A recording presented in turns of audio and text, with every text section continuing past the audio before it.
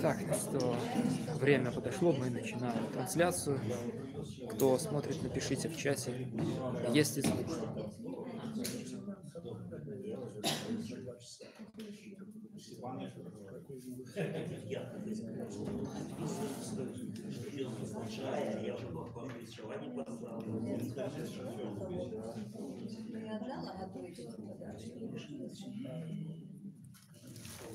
Так, пишите в чате по поводу звука.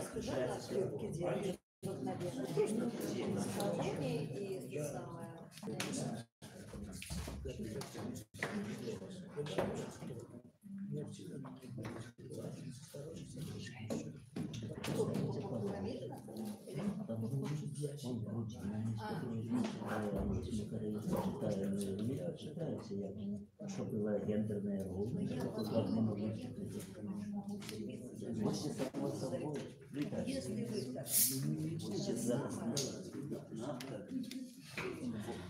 Читайте, знаходьте собі де.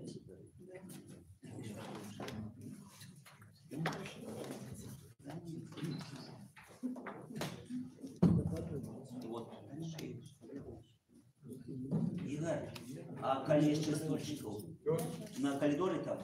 Ага. Так можно их принести давай, а? Пошли мы принесем. Уже были где-то Еще Саша будет, еще Жаншин пару придет человек. Ну, может, уже не Так, что мы ждем начала. Пока собираетесь, напишите в чате, как звук.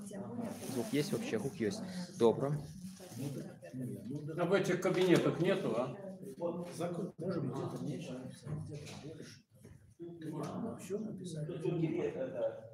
Смотри, где-то Так, кто не в курсе, это конференц-зал гостиницы Орша. И сегодня будет проходить интервью журнала Диаслоу.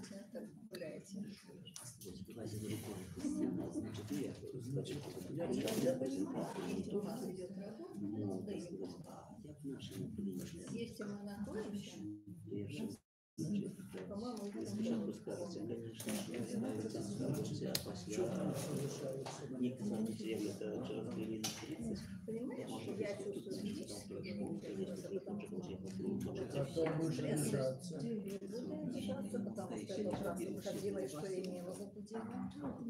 Ничего. А я просто сижу, как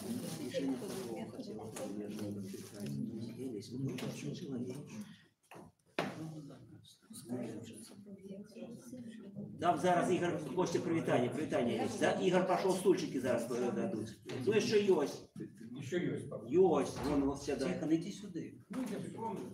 Сюдайте, еще есть место. Ой, есть место.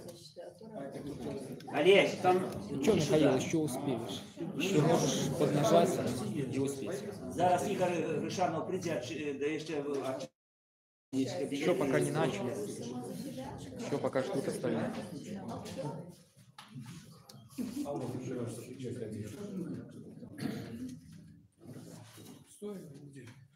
Ты всех знаешь.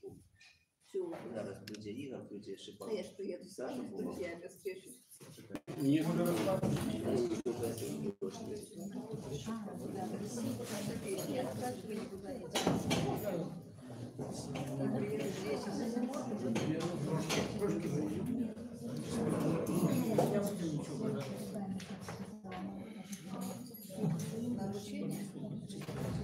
Олесь, вон Ёшка или Костуча. А, Игорь там, ну добро. Если что-то новое, через свободных вообще, что тебе передать Игорь. тебя заискали.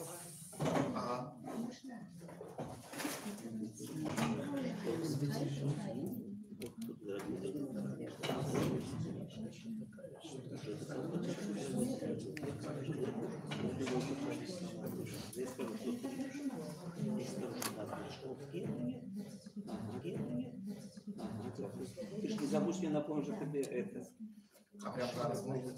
О, давай я забудем.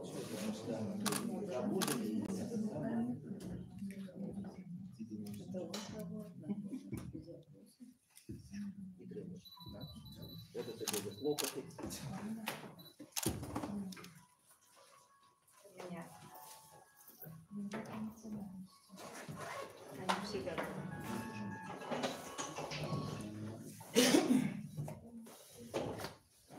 Седьмой этаж, есть седьмой этаж.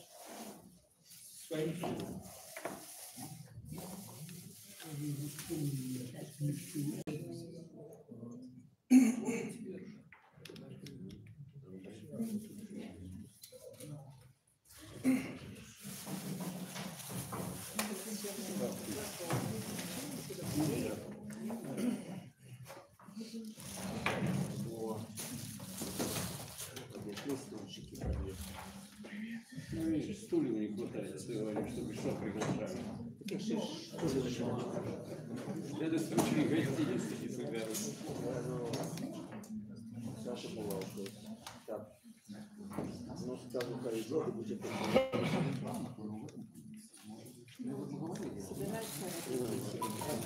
Не могу сказать, Михаил, я не знаю, как он выглядит.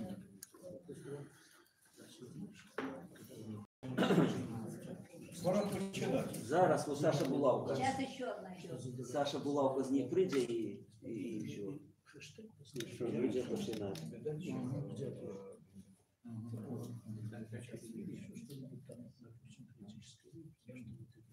Саша? Алло, Саша? Это для социальных сетей. Я скажу нашему съемщику. Привет, привет всем, кто в чате.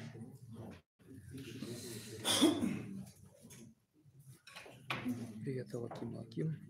Слава Украине. Він уже тут, наверное, сидит. Так, я бачу правее. Он не идет. Если... Ага, понятно, хорошо.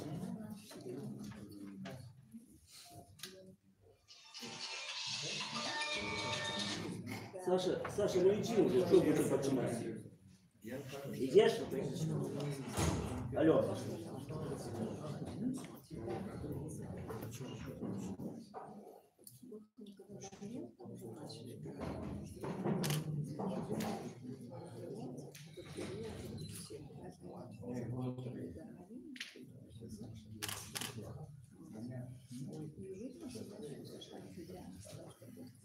Нет, так не треба за спину.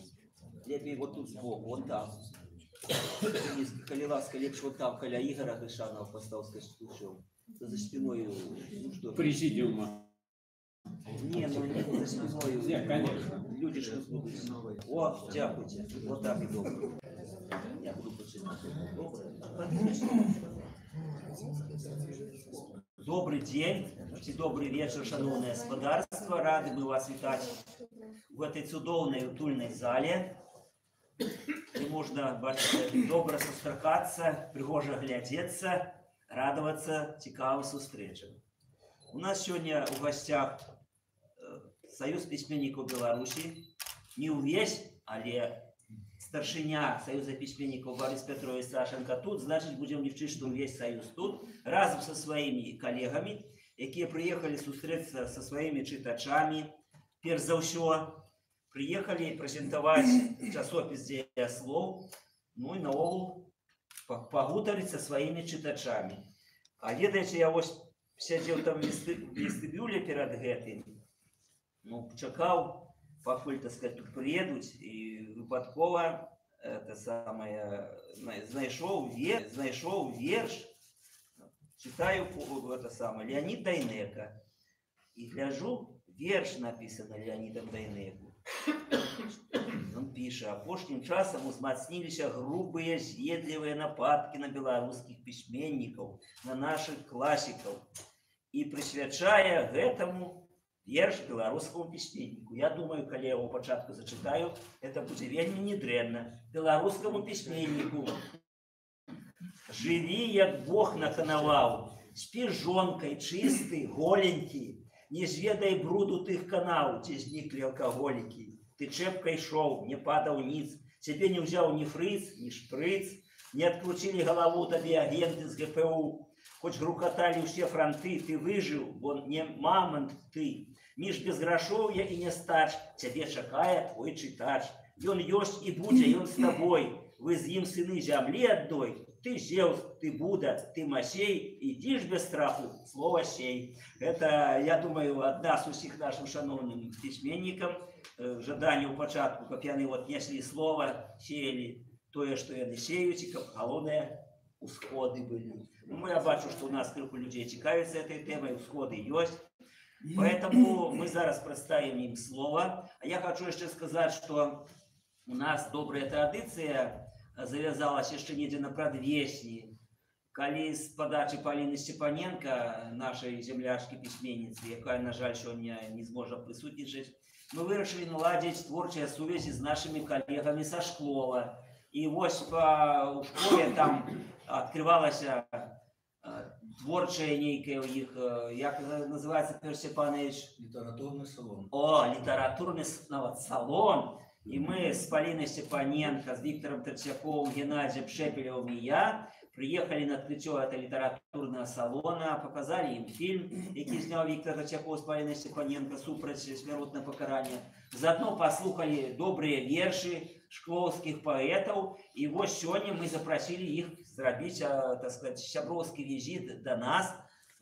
Яны згадзіліся. И я шчыра вітаю наших коллег со Шклова, Петр Степанович Мигурский, Олесь Петрович Грудзіна и их так само коллеги, якія приехали до нас так само. Ну а тут бачите, какая добрая нагода. Сегодня так само, вот что значит доброе, интернет читаю, что старшыня товариства белорусской мовы Шкловского района Олесь Петрович Грудзіна сегодня означает свой день народзінаў. Олесь Петрович, мы вас шчыра віншуем усе, падыміце. И улічваючы это, я думаю, вы подойдите за своими вершами, калі ласка, сюды, мы вас можем официально повіншаваць. Может быть. Вам не тяжко? Там есть проект? Шановний Олесь Петрович, вот от Орши, мы тут бачите, з виявою Орши, даруем вам ось такий ось кубок, щоб він наливався і випивався. Бажаємо вам здоров'я, щастя, коли ласку його тоді сюди поставите. Ну, а Борис Петрович так само від Союзу письменників вас віншує. Дякую. І я думаю, коли ви почитаєте одразу тут, не відходячи свої вірші, це буде так само правильно. Дякую. Ну, як громада? Громада як? Не супроть? Ну, все згодны. Все згодны. Так что, коли ласка, читайте. Вам зручно тут, вот нормальово. Шановне господарство, так здарилося в моєму житті, що знайомство з життєвим шляхом, з творчістю відомого поета Максима Богдановича найбільше мене будило цікавість до Білорусщини. І ось, коли однойче я з сім'єю віддихав у Ялті, у мене дві дочушки і жена кожен день на пляжі, а я себе поставив мету все ж завітати на Ялтинські могилки і знайти могилу Максима. Я на початку зайшов в музей, розпитав, де як знайти цю могилу, мені розказала жінка, і я пішов у вандровку. Ну, напевно, не менее як півдня я блукав по этих могилках. І кого зустрічав, кого запитував, я не знайшов, і ніхто мені не допомог. І я вже стомився, бо був вельми така була погода. Ну, Ялта, море. Я вернувся, некий такі засмучені вже з цих могилках ялтинських. І коли приїхав домой у Шклов, мне вот с этой находы появился мне такой невеличкий вершик. Ну, я прочитаю его. Называется он «Пробач, поэт». «Пробач, поэт, что не знайшов, апошний твой земный притулок. И день спякотный той пройшов, и я вернулся в свой завулок.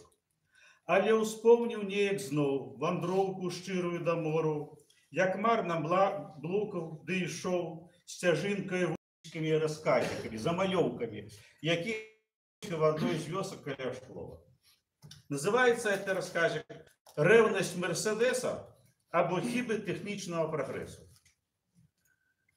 Скончивши завихатися коля свого коня, помінувши Мерседес, Михась стомлено присів на лавку коля хати і задумліво поглядав на в'язкову вулицю. У апошні час технічний прогрес вельми рашуче увайшов у повсякденне життя насельніцтва. На вёсцы уже нікого не здзіўляе, калі ў двары знаходзіцца шоковны легкавік, бензапіла шведка або газонакасілкі і нешта іншае. Попыт на конскія паслугі значна паменшыўся, і шмат каго з'явіліся міні-трактары і матаблокі. Неаднойчы Міхасю прыходила думка долучыцца да тэхнічнага прагрэса і прыдбаць асабісты легкавік. Але найбольш неабходную колькасць грошаў яго не атрымлівалася, бо ў гаспадарцы зарплата была невялікая, а за заслугі Мерседеса болей дзякавалі чаркай. Да таго ж і сам гаспадар Мерседеса полюбіў гэту чарку і шкварку. Між тым, некаторыя зберажэнні ў Міхася ўсё-такі былі. Каб купіць аўтамабіль, безумоўна, гэтага было мала. А траціць даляры на шведку або на газонакасілку ён прынцыпова не хацеў. Амаль з ранняга дзяцінства Міхась заўсёды любіў працаваць тапаром, пілой і выходзіць раніцай на луг, каб загучала дробна-адладжаная каса. Аднак тэхнічная номенклатура на вёсцы няспынна пашыраецца. Усё часцей можна было бачыць, як па вуліцы хутка каціліся незвычайныя ровары пад назвай скутер. Вось і сусед Міхась купіў гэты скутер і па 10 раз на дню гойцаў на ім па сваіх справах. Прыглядаючыся да гэтага прыгожых ровараў, Міхась паступова захапіўся гэтай тэхнікай і аднойчы рашыўся на яго пакупку. Прайшоўшы інструктаж у Віталя, Міхась даволі хутка асвоіў гэты японскі ровар. Як сапраўдны байкер, Міхась лётаў па вёсцы і захапленню не было сканчэння. Мерседес адчуў змену паводзіну свайго гаспадара і раўніва паглядаў на дзіўную бліскучую рэч, з'явіўшуюся ў гаспадарчым двары. Але не толькі ў Мерседеса з'явілася рэўнасць. Усе вясковыя сабакі нібыта звярацелі ад гэтай тэхнікі. Гуд кожнага ровара заўжды падымаў такі страшэнны сабачы вэргал, што бабулі пачыналі перакрыжавацца. У той восеньскі вечар Міхась у добрым настроі вяртаўся на ровары з крамы.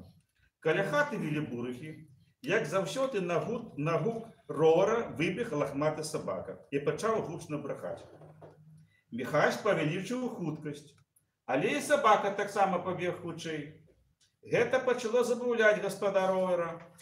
Міхась, упэўнены ў перавазе японскай тэхнікі, зноў павялічыў хуткасць свайго скутара. Сабака ўсё роўна бег побач. Пры гэтым ягоны брэх усё болей нагадваў гукі вайсковага самалёта-знішчальніка у крытычны момант паветранага боя. Ровар таксама ўжо быў на апошняй сваёй магчымасці і спаборніцтва падыходзіла да сваёй развязкі. А потым адбылося наступнае. Сабака нечакана зубамі схапіў пярэдняе кола. Кола падвярнулася. Скутер перакуліўся, а Міхася падкінула ўверх. Зрабіўшы ў паветры сальта, гаспадар скутера прызямліўся прама на сабаку і абодвы ў абдымку пакаціліся па дарозе яшчэ некалькі метраў. Міхась успамінаў, што ў гэты момант у галаве мільганула думка: вось і ўсё, прыйшла моя смёртачка. Раптам наступіла цішына. Гаспадар японскага скутера ляжаў пасярод вуліцы, не разумеючы, што адбылося. Непадалёку моўчкі ляжаў сабака. Не меней як праз метраў 20 таксама моўчкі ляжаў японскі скутер. Амаль паўсюдна на вуліцы усімі фарбамі вясёлкі гулялі прыгожыя блікі маланкі. Міхась зразумеў, што гэта сонечныя праменні свецяць ад шматлікіх дэталей, бліскучых кавалачкаў разбітага шкла светавых прыбораў ягонага скутера. Міхась вельмі цяжка падняўся і, моцна кульгаючы, падышоў да ровара з надзеяй, што яго яшчэ можна адрамантаваць. Сабака таксама цяжка і кульгаючы пайшоў на кірунку сваёй хаты. Скутер па-ранейшаму моўчкі ляжаў, не разумеючы сваім японскім розумам, чаму сабакі кусаюць яго кола. Пагрузіўшы ровар на калёса і прысеўшы побач, Міхась ехаў да хаты на кані. Мерседес павольна ішоў знаёмай вуліцай, і ніякія сабакі гэтаму перешкоджали. Почуття ревності, якое присутнічало в коня у опошній час, зникло. Жадаємо дальнейших творчих успіхів. Дякую вам. Со Дякую. святом, з днем народження. Ну, зараз, Борис Петрович, глядіть рейнби. Ми так само ще раз віншуємо вас з днем народження. Всього самого-самого-самого. Дякую. Так, успіхів у творчості. Еще раз добрый день. Мы опошнім часом довольно редко ездим по Беларуси. Они летний кожний тиждень бывали в разных регионах, в разных районах. А опошнім часом толкаемся только на запрошение. Тому найперше, конечно, дякую велике за запрошение. Вельми рады быть в вашем городе. Опошний раз были вельми давно уже. У Ставрах. В Ставрах, так, но не зовсім уже. Так. На Шарщині. Ну, так, але ранее были с Дієсловом, были в музее Короткевича, так и стались по тем часе вельми приємні воспоминания. И от Орши, и от музея, и от людей Аршанщини. Так что дякую велике за запрошение, дякую велике за чудовну екскурсію. Ми, як виявилося, не всі з нас бували раніше в Орші, і там просили, щоб нам зробили невелику екскурсію перед початком цієї зустрічі. Ну і, звісно, вражені. То, що залишилося в городі, так само вражували. Можна уявити, що тут було раніше і що не вдалося заховати. Але тим не менш, город вельми пригожий, зелений, як звичайно кажуть. І я думаю, ті, хто перший раз був, вони, звісно, приїдуть ще раз, як може бути більше уважно управляти. Але дякую велике за екскурсію. Ми приїхали, звісно, найперше з Дієсловом, часописом Дієслов. Чому ми так погодились на эту встречу? Потому что, коли я зараз покажу вам этот номер, вы догадаетесь. Это номер 99. Значит, наступный номер будет 100. Дієслов – это незалежное літературно-мистецьке видання, яке виходить з 2002 года. Это літературно-мистецький часопис, який, може бути, один з немногих, я навіть не ведаю нашої історії білоруської, один з немногих незалежних часописів, які ось виходять на протягу такого довгого часу і дожив часопис до 100-го номера. Ну, конечно, літературне видання державне, такі як «Полымя», «Молодость», вони мають, може бути, більше номерів. «Полымя», в яким я працював недзе там на початку 2000-х годов, ён увогуле хутка своє 100-годдя буде відзначати. Це, конечно, вельми значна дата. Але тим не менш, ось 100 номерів для незалежного часопису так само вельми значно і вельми важливо. Часопис, як я сказав, виходить з 2002 года. І от самого початку ми поставили собі за мету, ну не от самого початку, але не от перших номерів, але тим не менш, друкувати йому все лепше, що є на білоруській літературі, незалежно від узросту, від того, яку позицію займає чоловік, от того, что им пишет, какой манеры працуе. Это не важно, скажем, это реалистичное, авангардное, модерновое нечто в вогуле. Незалежно от того, это дебютант, ці это классик живий. Так оно было, скажем, у першому номері були надруковані твори Мила Гілевича, Янки Бреля, Світлана Алексієвич, Владимира Орлова, Владимира Никляєва і многих інших відомих. І тоді, і тепер, тим більше наших поетів і прозаїків. Але разом з ним були і дебютанти. А проч того ми почали друкувати так само артикули про театр, про музику, про історію Білорусі. Ну і ось на такому рівні, в принципі, ми тримаємося всіх 99 номерів, які вийшли. Тільки дебютантів у нас було біля сотні. Многі з тих дебютантів, які друкувалися у перших номерах, вже вельми відомі на сьогодні поети і прозаїки, отримали не одну премію, може бути, літературну, видали по кілька книг. Рихтуючи 100-й номер, ми задумали, ми довго думали, що зробити, яким чином відзначити цей юбілей, так свій особливий юбілей часописа, і вирішили, що найлепше буде, коли ми попросимо дати твори тих авторів, які були в першому номері. Ну, конечно, нема на сьогодні побач з нами Мила Симоновича Гілевича, нема Янки Бреля, нема Олеся Письменкова, нема Олеся Сташонка, тих, хто були в першому номері. Я звертався до родних і Янки Бриля, і Ніла Гілевича, але яны не змогли нічого нам прапанаваць, а всі астатнія з тих, хто сьогодні працує в літературі, вони прапанували свої творы, і ми гэты нумар рыхтуем. Я думаю, што ў Менску мы будем недзе напрыканцы чэрвеня адзначаць свой асаблівы юбілей з запрашэннем усіх аўтараў, і нумар атрымліваецца ў пэўным сэнсе незвычайна. Канешне, той, хто даваў паэзію, скажем, вершы, можа дасць прозу гэтым разам, да прыкладу, нумар. Калі мы друкавалі Святлану Алексеевич, мы друкавалі яе раздзелы з новай кнігі. Это был 2002 год, і яна, ведаеце, з таго часу працуе над новай кнігай. У яе выйшла 5 кніг, вы ведаеце. Ці кніжа знакамітая, за якую яна атрымала Ленінскую Нобелевскую премию. Нобелевскую премию атрымала. Так, Нобелевскую премию. А вось яна тады яшчэ пачала працу над кнігай, якая называецца «Чароўны алей вечных ловаў». І вось у першым нумары дзеяслова былі надрукаваны некалькі раздзелаў з этой кнігі. Над этой кнігай яна яшчэ да сёння працуе, і калі мы спыталі, калі яна закончыць працу, ці гатова яна нешта новае даць у часопіс, яна сказала, што пакуль што не гатова. І Сергей Шапран, вы ведаеце, это вядомы журналіст, які пісаў і біяграфію Быкова, і сябраваў і рабіў кнігі пра успамінаў пра Бураўкіна, пра Барадуліна. Так, пра Барадуліна рыхтуецца зараз кніга, але ён кнігу вершаў рыхтаваў Барадуліна, кнігу вершаў Бураўкіна таксама.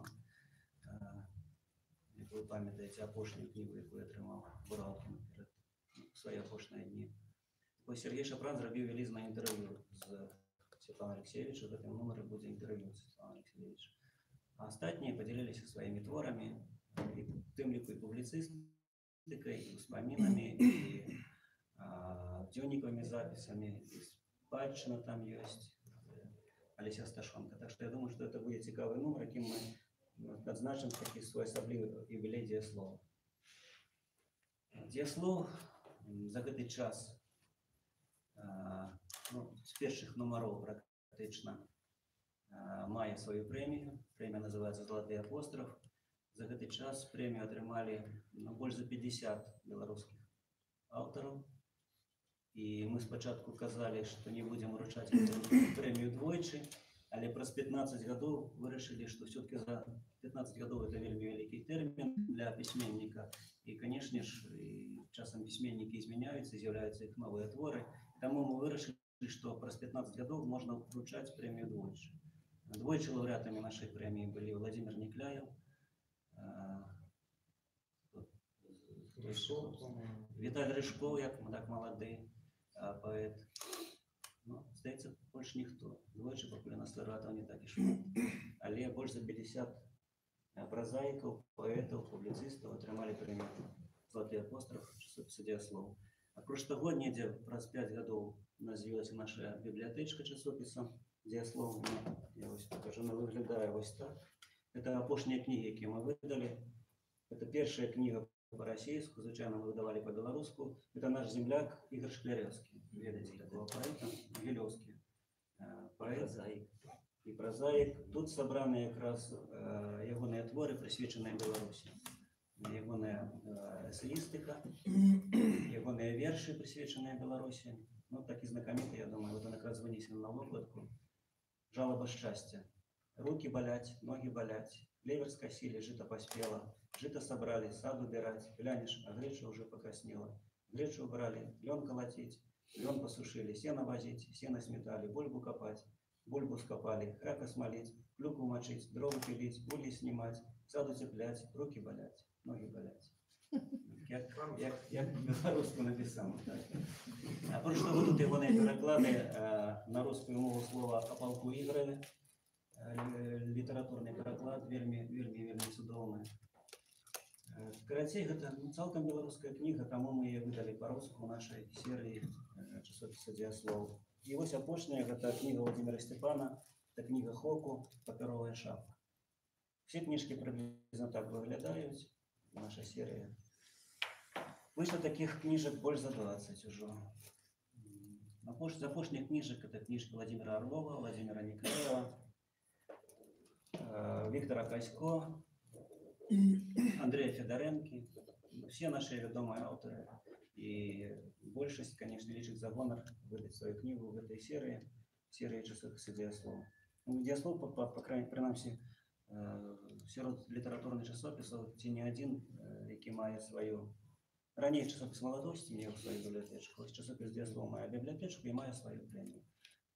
Гэта, ў прынцыпе, традыцыя з тых савецкіх часоў, калі часопісы мелі за гонар даваць сваю прэмію часопіса. Але калі мы узнаўлялі гэтую традыцыю, якая на пачатку 2000-х гадоў узнікла, тады на той час фактычна не было ніводнага часопіса, які даваў бы сваю прэмію літаратурную. Потым у нас уже з'явіліся прэміі незалежныя такія, як Гідройца, як Дэбют, як Арсеньевай для паэтаў, як Стахановича за нон-фікшн. Зараз Союз пісьменнікаў 10 прэмій розных вручае нашим авторам, ці удзельнічае ў арганізацыі. А вось на той час гэта была адзіная, і яна фактычна адна з самых старэйшых прэмій на сёння. Часопіс «Діаслов» выглядае вось так, я ўжо паказваў. Гэта класічны фармат. Калі мы думалі, якім рабіць часопіс, конечно, взяли за основу тагачаснае «Полымя», «Новы мір», яны выходзілі такім фарматам. Зараз, конечно, все пазмянялася, і «Полымя» стаў выходзіць іншым фарматам. Но «Новы мір» захоўвае традыцыі, все-таки он таким фарматам выходзіць. Былі часы, калі ён быў таўшчэйшы, зараз трошки танчэйшы, недзе 270 сторонок, але гэта немалое число. Часопіс выходзіць раз на 2 месяцы стабільна. Можна нават палічыць вельмі лёгка, колькі часопісу памножыць на 6, колькі гадоў, і атрымаецца такая лічба. Но мы представляем больше того Союз белорусских письменников. Это, как вы видите, старейшая творчая организация, она основана была еще в 1934 году. Купала, Колос, Чорный стояли для вытоков в этой организации. У наш союз на сегодня выходит 470 сябров. Но это фактически все самые ведомые белорусские литераторы на сегодня. Многие прозвища я уже называл. Все народные письменники были в нашем союзе, но и до своих опошних дён. Звание народный письменник у нас с 1975 года уже не вручает, не присуждается. Как раз опошними были Рывар Бородулин, Нил Гилерич. И они до своих опошних дён были в нашем союзе. Молодь цікавая так само приходить в основному в наш союз. При союзі виходить газета «Літературна Беларусь», напроти часописа. Існує так само книжная серия. Ось опошняя книга з нашей книжной серии называется «Книгарня письменника». Это книга Вінцесія Мудрова «Осень у Вільні». Вышла больше 100 книжек. Ну, ведаете, что союз письменников и часописы, в принципе, как я сказал, ранее книжки не выдавали, не занимались. Нас життя примусило этим заниматься. Потому что держава опошнім часом не так і шмат книжек выдает, тем более, что сябра нашего союза значно тяжей выдать книгу, чем сябрам іншого союза. Вы, как вы видите, у нас два союза. Союз письменников Беларуси, провладный союз письменников и союз белорусских письменников. Это незалежный союз. Так ось мы выдаем эту книжную серию. Апроч того, при союзе письменников у нас працуе школа молодого литератора. Вы так само, видите, 8 годов уже она працуе. Штогод мы набираем 20 молодых людей в эту школу. Ну и конкурсы у нас, звичайно, вельми высокие. Я думаю, что выше, чем на любой гуманитарный факультет, на любой филфак. На БДУ, на филфак сегодня не такие конкурсы. Скажем, летось у нас было 84 человека на 20 месяцев. Это больше, чем 4 человека на месяц. У нас расте цікавая молодь. Притым мы от самого початку вырашили, что Беларусь поэтичная краина. И для поэтов есть в певном сенсе умовы, как развиваться и протягивать працу. А вось прозаиков якраз, прозаикам вельми тяжко и пачать, и влиться в литературу. И тому наша школа працует только для прозаиков. Когда мы, я думаю, объявили нашу школу для поэтов, то был бы конкурс, может быть, в разы больше. Это только для прозаиков. Тех, кто пишет прозу. 80 человек на 20 мест. И это с года в год такая приблизительная ситуация. Приходять, на жаль, зараз в основному рускомовні діти. Ну, недзе, скажем, з 20 чоловік приблизно буває 16 рускомовних, 4 білоруськомовних. Але у нас орієнтація все-таки на те, каб любили свою мову, каб спробували писати по-білоруську. У нас вельми цудоўныя выкладчыкі ў школе, якія працуюць на філфаку універсітэта, кандидаты наук, якія вядуць гэты курс уже не першы год і напрацавалі пэўную такую праграму сваю про тое, як пісаць, што пісаць, як не рабіць якія памылкі, першыя памылкі, якія павінны быць першыя крокі ў літаратуры. І апроч таго, у нас таксама адбываюцца майстар-класы. На майстар-класы мы запрашаем сяброў нашага саюза, празаікаў, паэтаў таксама. Ну, той же Орлов, той же Некляев, Алексеевич, Дранько Майсюк, яны все прыходзяць, каб нейкім чынам перадаць свой досвед працы ў літаратуры маладым літаратарам. Апроч таго, мы зрабілі па просьбе самих выпускнікоў другі курс нашей школы. Мы кажам, што наша школа — это адзіная школа, пэўна, у свеце, у якой маюць застацца на другі год выпускнікі. Другі год — гэта праца канкрэтна над кнігай. Над кнігай прозы, яны разам з сваімі выкладчыкамі. Мы на другі год набіраем 6 чалавек, і гэтых 6 чалавек выдаюць свае кнігі. Я таксама прынёс паказаць, кнігі вось так выглядаюць, не невялікія, але тым не менш. Выпускнікі рыхтуюць свае кнігі, і мы іх 6 книг на год, атрымліваецца, выдаем. Это абсолютныя дэбютанты, празаікі. Яны потым удзельнічаюць у конкурсах і прэміях розных, той же прэміі «Дэбют». І фактычна апошнімі часамі прэмія «Дэбют» дастаецца якраз выпускнікам нашай школы. Маладым празаікам, будучыням нашай літаратуры. Но я не ведаю, што яшчэ можна так сказаць. Можа быць, будуць пытанні паводле гэтага. Потому что часу, так здаецца, што шмат часу. Час пролетае вельмі хутка. І я, можа быць, дам зараз слова нашим сябрам. Я, дарэчы, не прадставіў. Трэба пачаць з гэтага. Разам са мной прыехалі Алесь Пашкевіч, першы намеснік старшыні і былы старшыня Саюза беларускіх пісьменнікаў. Таксама Всеволод Стебурака, это намеснік старшыні, і ён адказвае за працу з рэгіёнамі у нас у Саюзе. І прэс-сакратар Тихон Чернякевич. Тихон Чернякевич — критик відомий. Я думаю, что вы читали его творы. И я думаю, что бачили книги так само и читали творы на сторонках интернета, на разных сайтах. Всеволод Стебурака — поэт, и он працует так само. Я думаю, некоторые тут ведают. Я ему зараз, может быть, дам слово. Давайте, может быть, справді, мы подрихтовали невеликую такую, может быть, викторину, не викторину, несколько питань про дієслово. У нас основний герой, наш будучий юбіляр, це часопис дієслово, тому Тихон, може бути, зараз задати вам несколько питань. Дякую, Борис Петрович. Ну, для разгрузочки. Ну, мы просто хотели с тем, что привезли, расстаться у доброй руки. И у нас варианты вот такие. Где он вышел? А. Минск. Б. Вильня. В. Смоленск. Г. Прага. Перший номер дієслова, у яким городі вийшов? З 4 варіантів правильний один. Які версії будуть? Руку поднимать. Ну, что ближе называют? Смоленск, скажет. Прозвучала версия. Прага. Тут Прага. По-моему, Вильня тут озвучено было, да? Вильня. На самом деле, что правда, перший номер вышел у легендарной столицы Великое княжество. Это вельми символично, так? Принаймні так було написано. Ну что, аплодисменты первому просто может быть финальный больше. Кто набере более этих арабов, да, мы попадаем. Добре. Другое у нас питаннячко есть.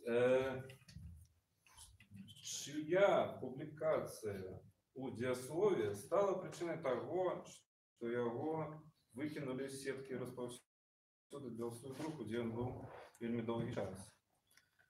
Варианты такие, 4 варианта. Верши Скорины, Дёник Скороткевича, Оповесть Быкова и час секонд-хенд Светланы Алексеевича. Была публикация, якая стала причиной Поднимаем руку и говорим. Повесть Быкова. Повесть Быкова. Тут нема розвитання. Правильно, отказ от повесть Быкова. Так, ёсць другі удзельнік у нас. Сапраўды з'явілася повесть Быкова, і гэта стала прынамсі фармальнай прычынай таго, што Шапікаў ён 7 гадоў часопіс з 2002 года меў свой уласны А. Кніжны шапік, Б. Выдавецкі дом, Г. Мабільны дадатак, 4. правапіс. 7 гадоў часопіса было, Повторите штосьці еще сваё. раз. Кніжны шапік меў часопіс 7 гадоў, выдавецкі дом свой меў 7 гадоў, мабільны дадатак меў пры сабе. Ці правапіс. Правопис. А што за ён тады раптам? Як А хто ведае, як называўся правапіс? Шашкевич. Шашкевіца была радыаслова і заснуць. Нет, сапраўды ён меў свой уласны варыянт правапісу і называўся цяпер ужо дзеасловіца, нават ёсць у навуковых даследаваннях. Вось справа ў тым, што мяккасць мяккім знакам перадавалася вельмі ахайна, але без вось гэтых вот псіхалогіі, біялогіі і філазофіі і манблянаў. Да, гэтага не было, а быў такі сярэдні варыянт, які вельмі быў сімпатычны, но, на жаль, з прычыны таго, што дзяржава вяла свой варыянт правапісу, замацавала для ўсіх часопісаў заканадаўча, што толькі вось нарматыўны. Ну, але дзясловіца ў гісторыю пайшла, беларуская. Але 7 гадоў увайшлі ў гісторыю, так. І што, 2 адказы ёсць ад аднаго удзельніка, я хочу заўважыць. Хорошо. 3. Я сказала Вене. Ну, што распачнецца.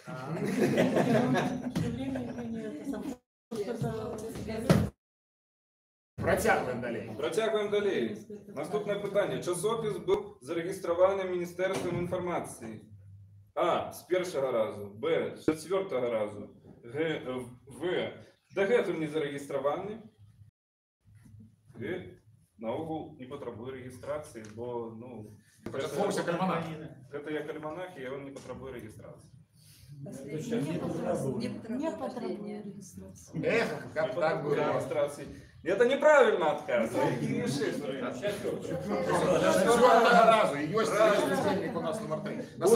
Будучая міністерка інформації Лілія Ананич не хотела регистрировать ни у якую, и только с 4-го разу, дякуючи іншим чиновникам, и он все-таки был зарегистрирован. А так 3 разы она обновляла и вертала документы назад. Так як нашу церкву уніяцькую тут парафію 20 годов кожны святар спрабаваў па некалькі разоў, што зарэгіструюць, ні за што. Всякие приколы, всякие препоны. Ну, часопису пожанцевала боль. Ну, видать, иерархия меняется радей, чем у Министерства информации. Ну что, далее. Наступное питание такое. Самая оригинальная презентация часописа отбылась на пароме праз Днепро, на футбольном стадионе, у парку под древами и у вагоне электрички. Ну, дзе слух шмат был, шмат дзе ездил, але была одна, ну, вельмі такая асаблівая сустрэча. Ёсць поднятая рука. Можа, у парку, вагоне электрички. Это напереди нас чекает. Кто-то сказал правильный отказ у парку. Парку, фактично, ну, скажем, у скверы, по причине сумной. По гениальной задумке зробити это одразу була адмова. Приїхав Ніл Симонович Гілевич, Борис Петрович це розповідає, і в опошній момент університет, який повинен був прийняти гостину всіх, сказав, що, видите, ну от не отримується на Трубы зустрічі. и найстарейших письменников народных рукава колен еще были живые. Наперш и он статутно, початково задумался, як часопис для молоді, для дітей, для перекладчиків або для пчелярів. У яго була задумка ось така сапраўдная, а ён стаў пасля універсальны, але задумаўся. Ёсць варыянт для дзяцей, ён неправільны. Пчеляров, то что пчеляр. Для молоді. Для молоді.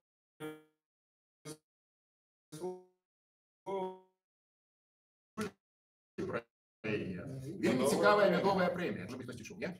Ёсць там... Микола Попека. Да, ёсць наш сябра берасцейскі, які сам пчаляр Бантаны, такі зацяты, і ён сказаў: ну я чым магу, там грашыма не магу, медалямі не магу, ну слоікам вялікім вядзёрным пудом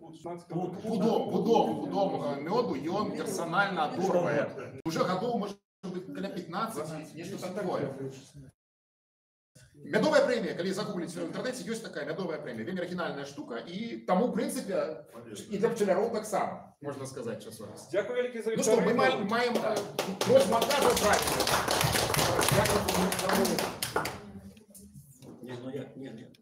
Быкова, Чечина. Ну, вось, перанеси. Тут 3 адразу адказы былі, по-моему, там. Калі ласка. Вы дазволіце, я вось так это зраблю. І яшчэ там вось быў. Я боюся, што я по этим столе не доляціць.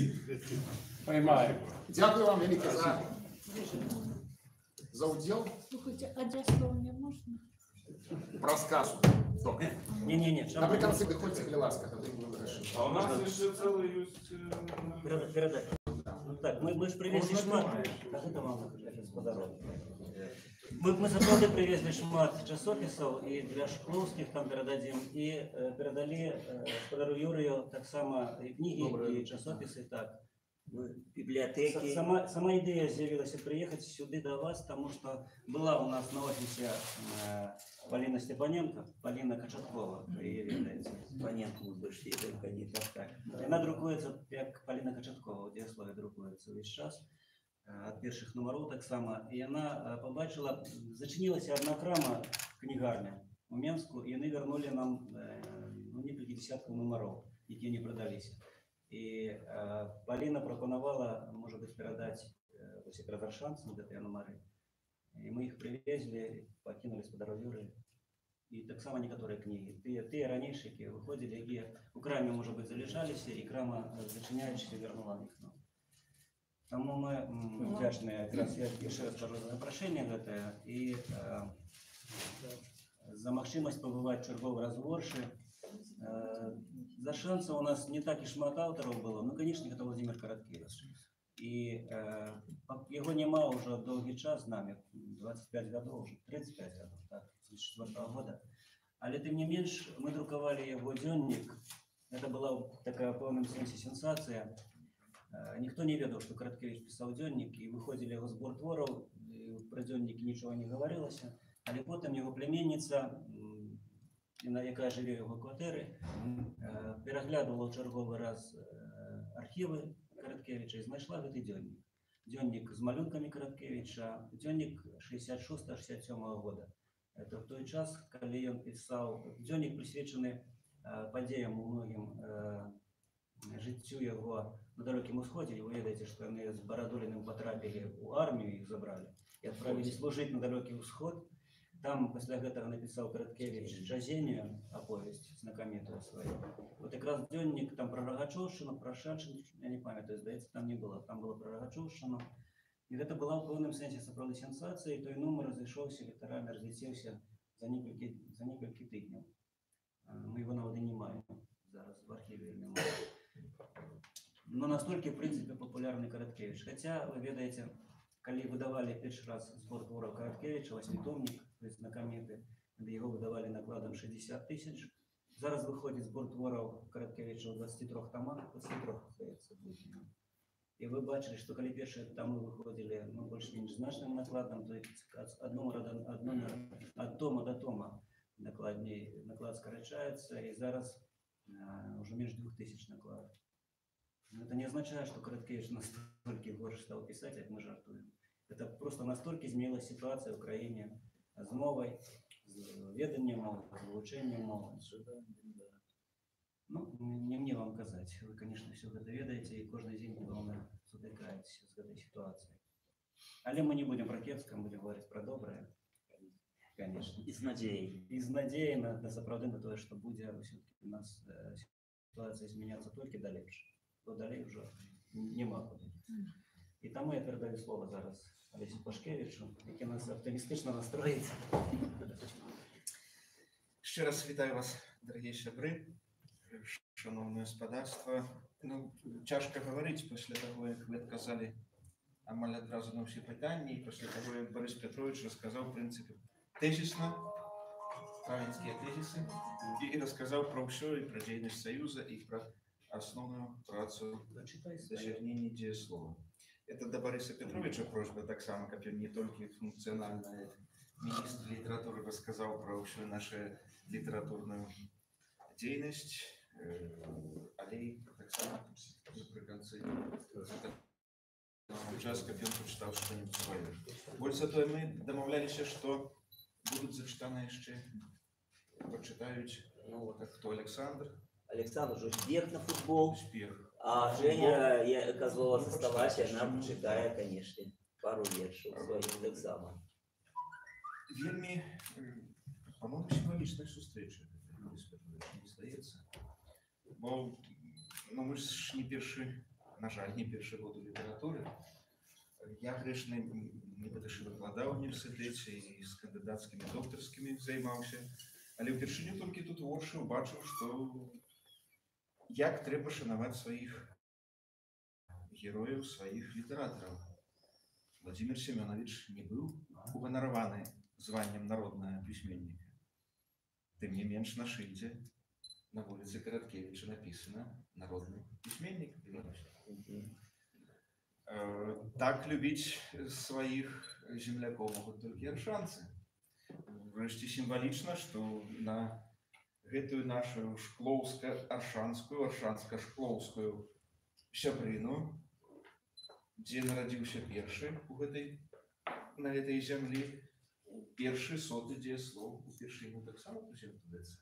Нідзе яшчэ пра соты нумар галоўны рэдактар не гаварыў, толькі вось маем 99-й, а ўжо аршанцы і шклоўцы ведаюць, што вось у друкарні не ў Вільні, у Беларусі, цалкам законна зарэгістравана. В принципе, это секрет. Я сапраўды рассказал, про что будет першы номер. Упершыню соты нумар.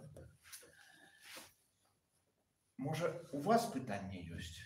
Мы у вас пытанне задавалі, вы вельмі актыўна адказвалі, вельмі правільна. Может, давайте теперь, как было сумовье. Я вам скажу про Караткевича, коли вы дозволите. Вот тут улічуючи шклоўска, так сказать, аршанская тематика сябры. Это ж вядомый верш Владимира Семеновича «Колумбы зямлі незнаемой», где он в конце пишет: «А я, як найлепший кончы, открою вам вёску Америка, что каля Орши». Это теперь, а теперь уже нема вёски Америка. Она называется Краснополье, але это Краснополье как раз не на Аршанщине, а Ташковский район.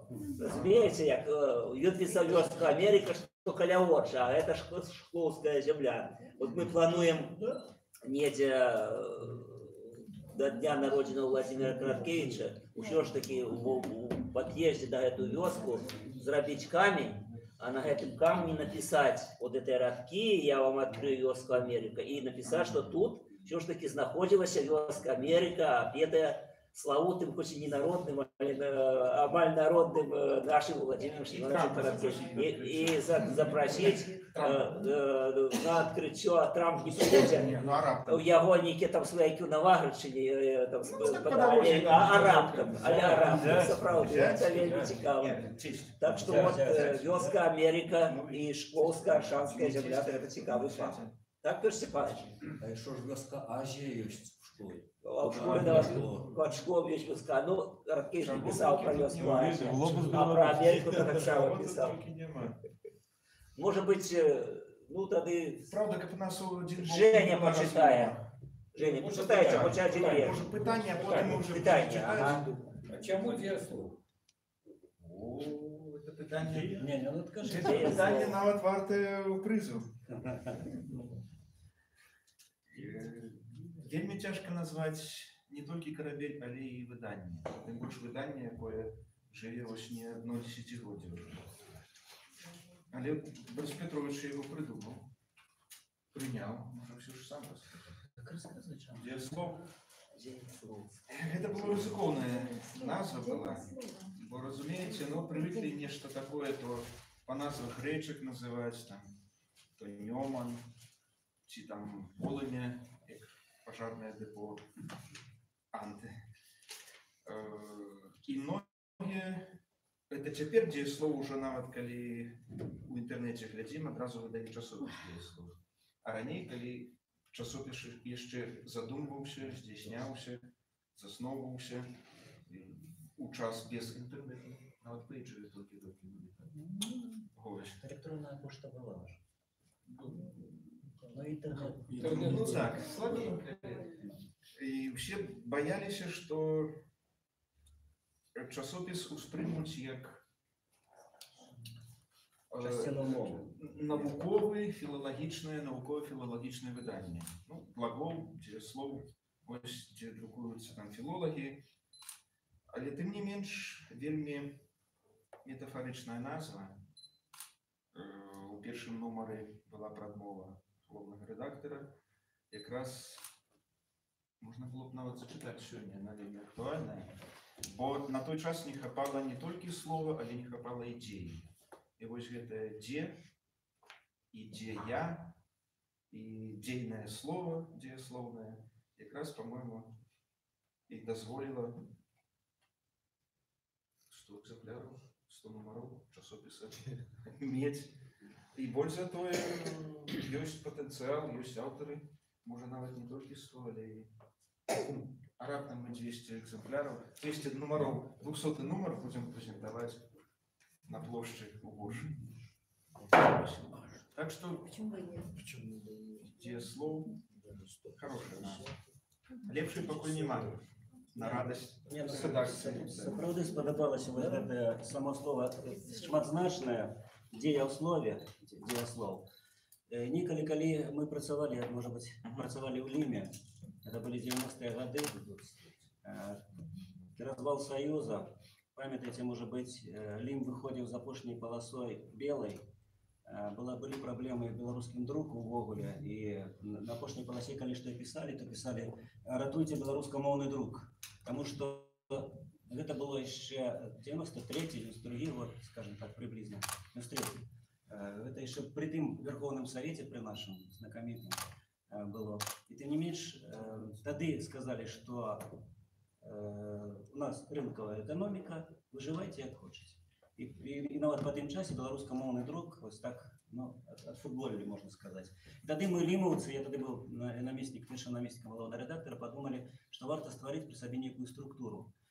Некі фонд, может быть, не фонд, некую фірму, не фірму, але нейкім чынам зарабляць грошы на беларускамоўны друк. І вырашылі зарэгістраваць яе і сталі думаць, як назваць. Пайшлі у інспекцыю, якая фіксуе гэтае імя, якая рэгіструе з адной назвай. Там кажуць, такая назва ўжо ёсць, она не падыходзіць, назва фірмы ёсць, она не падыходзіць. Прыдумалі іншую назву, таксама ёсць. Прыдумалі, ну, там уже перакопали все словники, знайшли словцы такие, якія редко ўжываюцца. Все равно есть такие слова. Взяли слова, придуманные версет, вершаказ, якія придумал Розанов, их в словниках нема. Пришли регистрировать гэтае вершаказ. А першее было дзеяслово, до речі. Першее дзеяслово сказали, есть такая уже фирма, хотя не ведаете, она была. Дзеяслово, такая фирма есть. Але нам дуже подобалась именно эта назва дзеяслов по тым часе. Пришли с вершаказом, с версетом, так само есть. Оказалось, вельмі просто вырашаецца. Трэба было даць $20 регистратору. И тады такой назвы, и под назвой Версет мы зарегистрировали при Лиме тады гэтую фирму Версет з Розанова. Потому что все слова тым ліку Версет, у іх уже были такие фирмы. Хотя колькі там тых фірмаў было на Беларусі на пачатку 90-х. Але назву дзеяслова нам не ўдалося зарэгістраваць, назва гэтая засталася. И потом, недзе гадоў праз 10, Людмила Рублевская стала на радио, беларускім радио, робіць перадачу про літературу, и таксама ей трэба была нейкая назва. Я кажу ей, Людмиле, мы здавна сябравалі, и в Лиме разом працавалі. Я кажу, что у меня есть одна такая назва, якую адразу адобраць, потому что она таксама десяток назваў прапаноўвала, и не прымалі гэтыя назвы. Я кажу, что вот есть такая назва дзеяслов. Дзеяслов, сапраўды, адразу прынялі, на беларускім радыё нейкі час выходзіла перадача літаратурная пад назвай дзеяслов.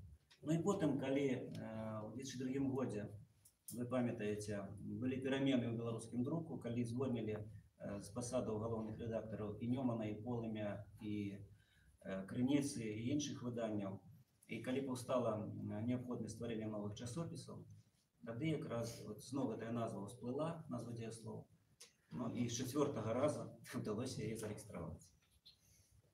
Така історія, яку я так само ніде, по-моєму, не розказував. Ну, символічно до всього починається з літери, якої в інших мовах нема, «З». Ну, некоторі зайздрочники кажуть, тут ще яка євро виглядає. Ні, я знаю. Ну, ви там, а раптом ще без 100 номерів дієслова Білорусь вступить у зону євро. Отказали? І з'явиться в нашому алфавіті Ще питання, коли ласка. Ні, треба, як були. Бо потім почнемо читати, тут вже не так весело. Так а ти почитаєш, почитай. А після ось питання, може бути. А можно еще аршанскую тему? Так. Ну так. Вот.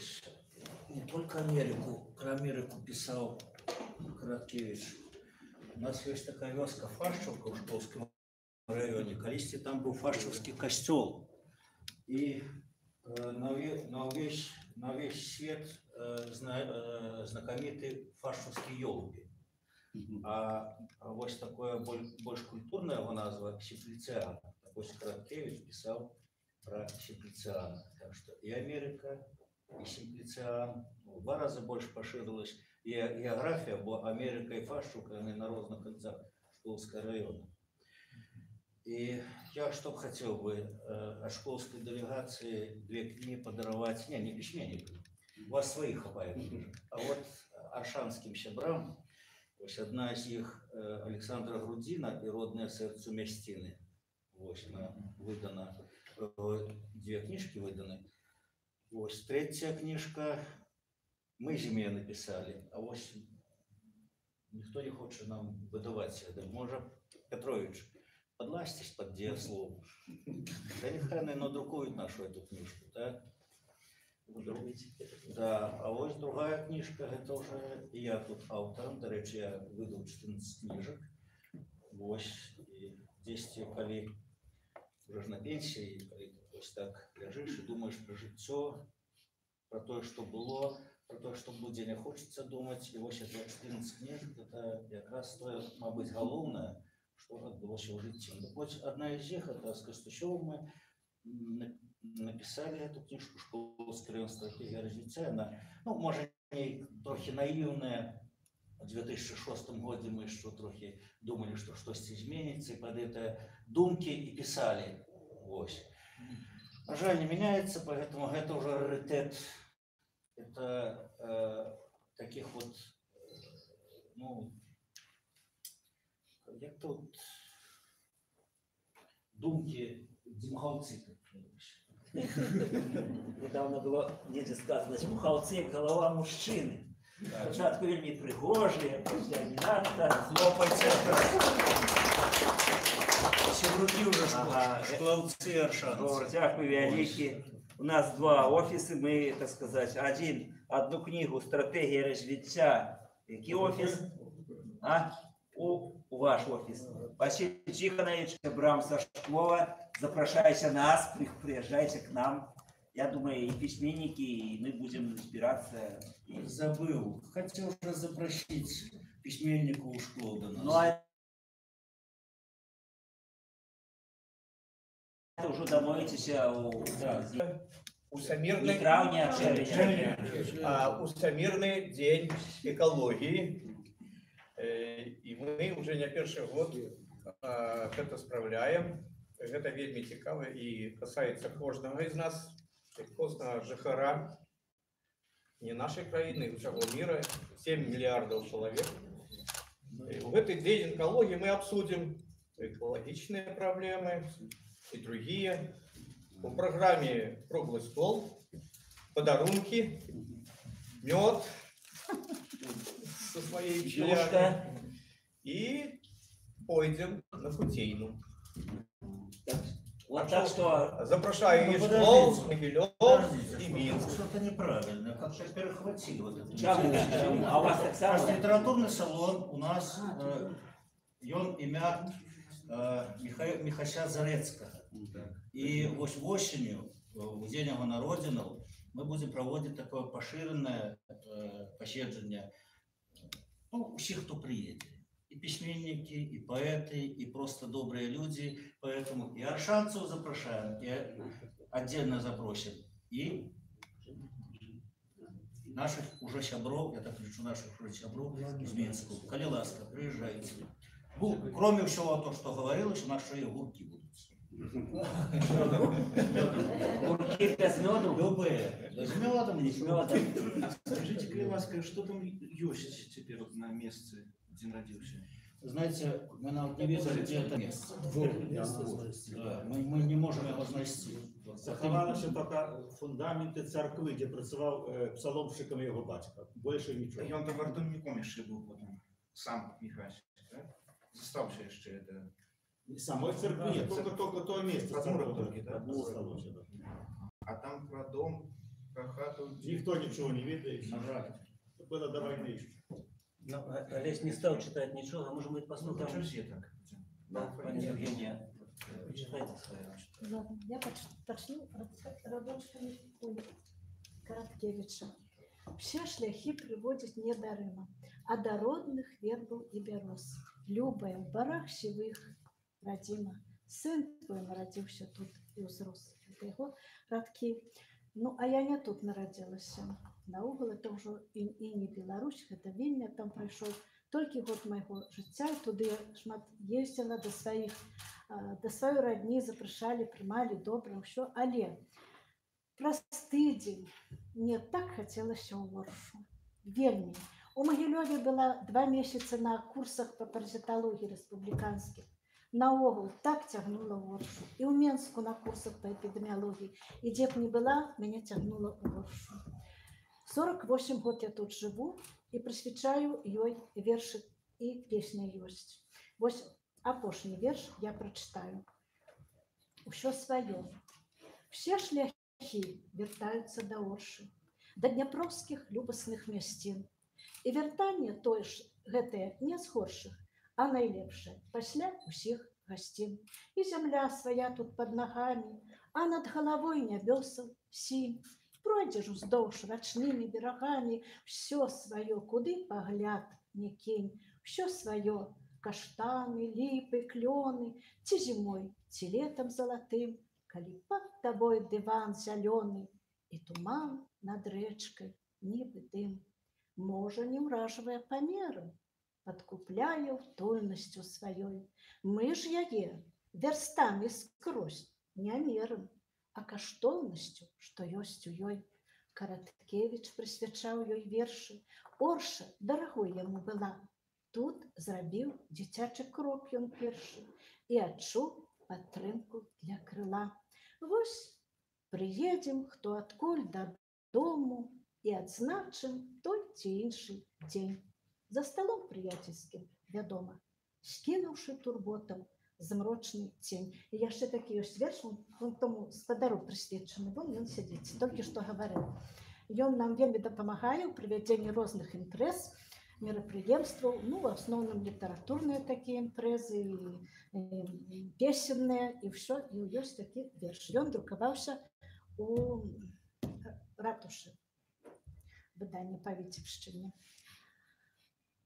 Беларуская утульная хата, цеплынёю сардэчнай багата.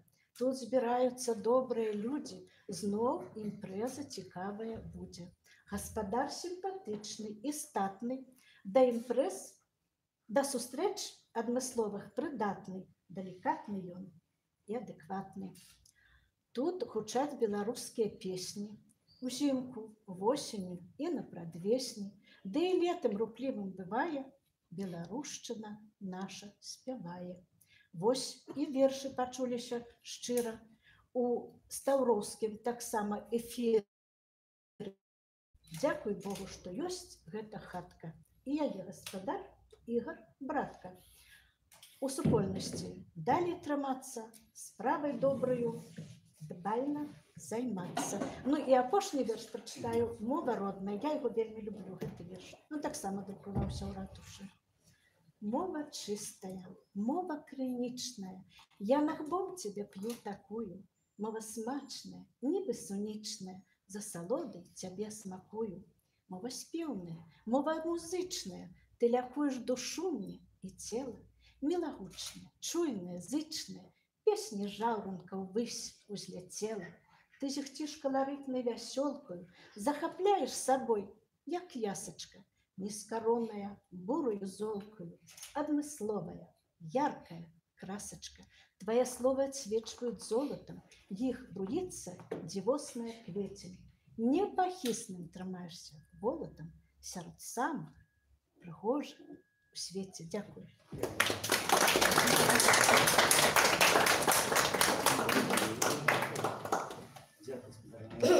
Вы згадали про ратушу. Сапраўды я про гэта не сказал. Так само, что у нас у кожнай области выходят свои альманахи. Это такая стала так само традицией раз на год. Кожная область мае свой альманах. Такого не было, певно, и в раннейшие часы. И назвы адметныя: Витебская ратуша, Могилевская брама, Радзенский новый замок, Гомельский палац. Видите, ну, неколи ранее выходили альманахи, или назывались их по назвам грек: Сож, Ньоман, Двина. А тут как раз таки взяты на керунок трошки інше, до нашей спадщины, до стороны, до нашей истории. И таких альманахов, скажем, у Бересте вышло уже 10 номеров. В інших областях по 7, на Витебщині 5 номеров всього. Але я ось якраз запрошую вас усіх звернути увагу на этот альманах, на ратушу, і звернутися до керівника нашого відділення, Союзу білоруських письменників, яка живе в Витебску, і пропонувати їй, може бути, свої твори. До Миколи Яскова, і шкловці, зверніться так до Миколи Яскова у Могильові. Так само, що Могильовська брама виходить, і вони з радістю приймуть ваші твори, і, я думаю, надрукують. До речі, йому вчора було 60 років. Так, повіншували ми його. І будемо ще бачитися на раді. Але у нас почалася, може бути, така творча поетична частка. Я передам слово Алексею Степанову. Він недавно видав свою нову книгу. Я думаю, хто з цієї книги почитає свої вірші. Дякую, великий. Я, правда, хотів, ось, зачепившись за слово, розповісти про альманахи, але Борис все розповів, в принципе, то, что хотел озвучить. А почта того, что можно и варто досылать свои творы на пошту электронную в часописи «Дієслов». Не забывайтесь про эти альманахи региональные. Яны сапраўды бывают вельми цікавыми и, может быть, часом незаслуженно увагой апытены, але есть творы на сторонках ось тыя, які хочется читать, и вельми дивно, что они находятся ось так, нібито ніадкуль. Уже никто не читает, никто давно не пишет, никому не потребна литература у век таких информационных технологий, але раптам аднекуль всплываюць цікавыя аўтары. І калі у вас ёсць што прапанаваць, то я думаю, рэдакцыйныя камісіі ці укладальнікі, дзе гэта як працуе, будуць вельмі рады. Но мы адпаведна пабачым у сябе таксама, бо ўсё гэта збегаецца ў Мінск, дзе канчатковая праца над альманахамі ідзе. Але варта дасылаць менавіта укладальнікам. Першасна, да, ўсё ж такі. І мы побачимо это так само, але не праз галаву редакційних колегій, які пільно сочать і рубліво відбирають твори. Да, що до книжки, я по щирості трошки так в такому форматі тьмяно уявляю, як ось так взяти, почати читати щось, тому що мені цікаво було порозмовляти. Ось ви задаєте питання, згадуєте про які моменти, які мені особисто, наприклад, тут абсолютно невідомо. Я по враженням екскурсії, я в Оршині був с 2000, я згадував там, чи до другого, чи до першого года, это две разные Орши, абсолютно. Вот. У той час вся Беларусь такая была больше змрочная. Я веду, что так, конечно, серьезно повпливали дожинки, які переробили полгороду, як розповідав нам наш поважаний екскурсовод. Але вельми приємно. Сьогодні ми уражені по сонці, просто пробіглися по всім вулиці, по Дніпрі, уздовж. Мы просились под кожной лавой сесть и квасу попить, но покуль мы 10 километров не зробили по городу, нас не отпустили.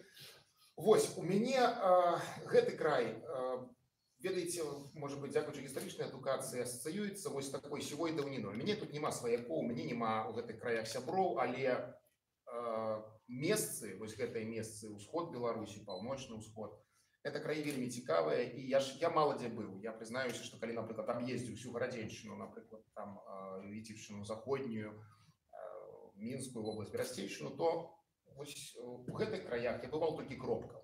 І кожны раз шкадую, што даязджаю вось па нейкай нагодзе і зноў хаваюся на многія гады туды вось бліжэй да радзімы сваёй.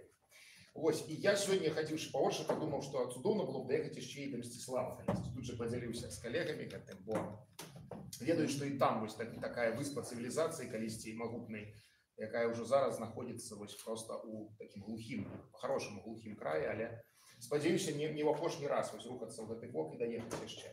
Ну а наконт кніжкі я таксама магу прымацца за дыяслову, у тым сэнсе, што першую сваю кніжку я выдаў менавіта ў серыі часопіса «Дзеяслова». Мне авансам была яна зроблена ў тым сэнсе, што толькі-толькі серыя распачыналася, маладых аўтараў, там дебютантаў ніхто не друкаваў, і, в прынцыпе, ведаюць, было гэтага плана, але мне ў добрым сэнсе пашанцавала. І я займеў сваю першую кніжку, вельмі падобную вось да кніжкі Сцяпана, невялікую, в такім вось фармаце. Яна ўжо даўно знікла, разышоўся наклад, раздарыўся па сябрах.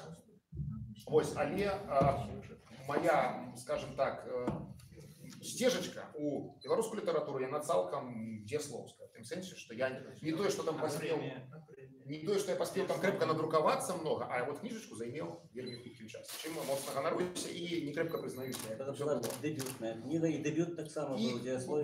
Была еще вот тая премия «Дебют», про якую премия «Золотой апостроф» и дебютная номинация. Вось, таму і дзеяслоў у гэтым сэнсе на маё жыццё моцна паўплываў, хаця я ніколі не быў супрацоўнікам, не працаваў з намі. Вот мусіў Толя ехаць, адказны сакратар, чалавек, які з Борисом Петровичем робіць такую рутинную паўсядзённую працу. Ён у апошні момант, так бы мовіць, па сямейных абставінах не паехаў, і ён бы мог шмат што распавесці. Ну а кніжка, што трымаю ў руках, это невялікі апошні такі зборнічак. Абсалютна такога зместу, ведаеце, рознага. Ёсць вершы нейкія такія умоўна сур'ёзныя, праграмныя, ёсць вершы просто пад настрой, пад пэўную, можа быць, такую хвілінку развагі. Што прачытаць, я нават па шчырасці з цяжкасцю уяўляю, але з вашага дазволу некалькі прачытаю. Просто замалёўкі. Вышаўшы вось зімой з дома, з пад'езда пагуляць з сабакам на 6-й раніцы, я вырашыў знайсці ў гэтым пэўную асалоду, вось напісаў такі верш. А проста снег ідзе вакол, і проста ранак. Найлепшы час, што існуе для пагулянак. А проста не руш, і вакол такая ціша, што чутна, як халодны снег сабака ліжа. Нема машын, нема людзей, свет белых фарбаў, самотны дворнік, згрэсціў кут, спрабуе марку. І парк застылы паглядае з-пад палет, як ім блукаюць звер, зіма і чалавек.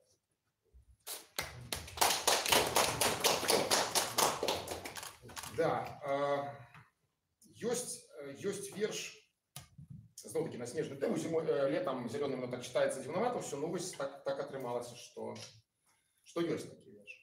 Зімовы сон. Мне снілася, што ты сказала снег. Ён так пайшоў, што не падняць павекі. І зніклі ў ім дамы і чалавекі.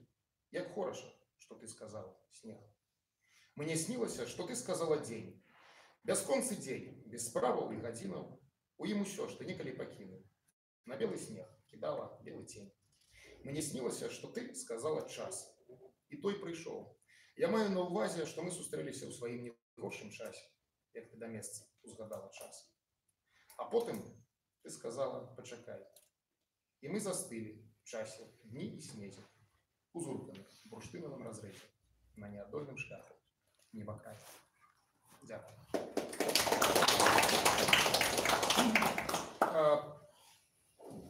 Я час ад часу читаю вось верш такі, ну, я не ведаю, іранічнага зместу. Может быть, ён прыйдзецца вам даспадобы, потому что наша гутарка наплаўна ідзе ад вельмі сур'ёзных глобальных тэм за радзіму, мову і жыццё чалавека, і пераходзіць часам такія жыццёвыя празаічныя моманты. Я некалі чытаў чарговую легенду нейкага народу про тое, як Бог ствараў чалавека. Да? І я просто падумаў, што калі прадстаўнікоў розных прафесій спытаць, ці ёсць у іх легенда стварэння чалавека, з чаго там Бог каго ляпіў, то ў кожнага, відаць, знойдзецца свая такая апакрыфічная байка на гэты конт. Вось я так умоўна апытаў розных прадстаўнікоў розных прафесій і атрымаўся такі верш. Сказаў ганчар, мы зробленыя з гліны. Каваль упэўнена абараняў чыгун, за хлебны мякіш быў сівы араты, на мясе з косткамі настойваў хірург. І толькі паджылы асенізатар у спрэчках не ўдзельнічаў зусім і адстаронена глядзеў сабе на неба. І невядома, ці напраўду быў адэптам ён тэорыі стварэння, ці верыў у візіты марсіян, ці нешта іншае атрымаў на думцы. Ды толькі ўсё ж маўчаў і ціха пасміхаўся.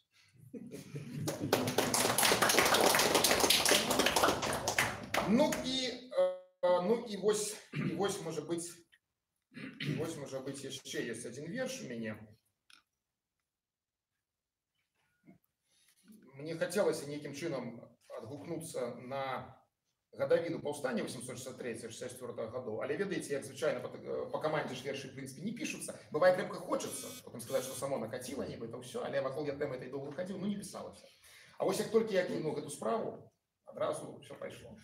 Вось. І атрымаўся, мне верш ён не супаў, канешне, з угодкамі, як калі Беларусь узгадвала гэтыя падзеі, але верш такі з'явіўся, запісаўся і трапіў у кніжку. Ён называецца «Рэха» 1863 года. Калі па нас заплачуць ліпы ў прысадах, і доўгі цень на наш кладзецца шлях, тут хутка расплануюць плацпарады на нашых неупакоеных касцях. Нас не пакрыюць нашымі сцягамі і адпяюць не нашы святары. І толькі ветах узыдзе над намі з-за вежы, што на замкавай гары. І хай цяпер не наша перамога, ды нельга ўкладацца на спачынку. Мы да суда адпросімся ў Бога, давесці да канца змагарны чын. Дарэмна Пётр стаіць ля брамы ў раі. Ніхто з нас не паверне галавы. Мы застанемся прывідамі ў краі, добраахвотных, вечных вартавых. І калі зноў падымуцца шыхтамі, паны мяшчане, шляхта, мужыкі, апошні застанецца бой за намі, як воля у айчыны навекі. Ну, хотелось передавать слово, Олег Александрович грозился почитать. Взял одно слово, часопис, да, а робить это не так часто, и тому треба передавать слово. Дякую. Літаральна два вершы, таксама з юбілейнага 60-го дзеяслова. Гэта было давно, але правда. Але тады падавалася страшна много ўжо. Ніхто просто не думаў.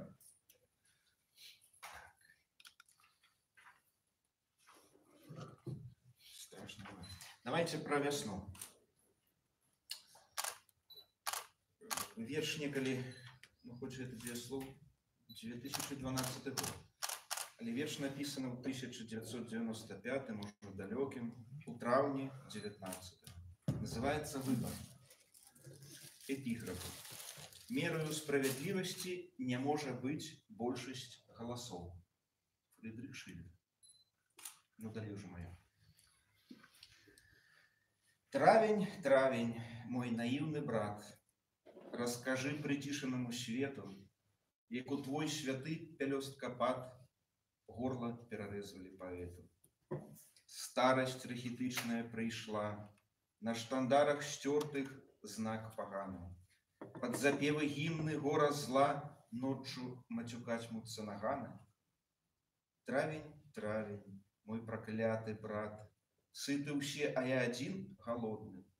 Лье труту кубок щодрый сват, вострый нож сталёвый, батька родный.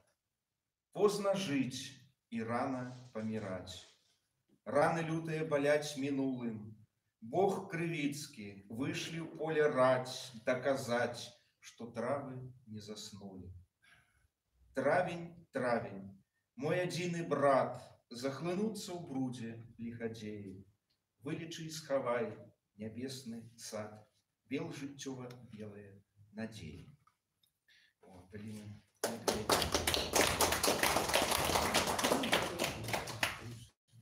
Я сам со Слуцчыны. У Слуцку моим родным таксама были дажынки, як і Оршы, по-моему, нават раней, чым Оршы. Там, ну, я прочитаю, вы зразумееце, была хорошая мясціна одна. Ведаеце Слуцк трошки таксама, так?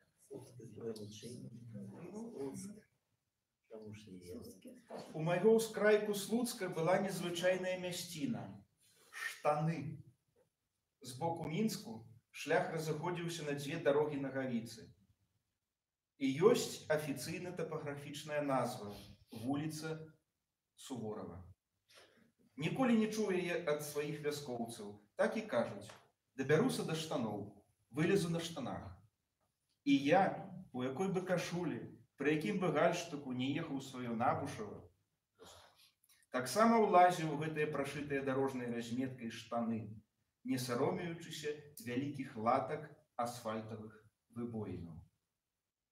У майго ўскрайку Слуцка была незвычайная мясціна – штаны, пакуль рэспубліканскія дажынкі не скінулі іх, замяніўшы звычайным дарожным колам.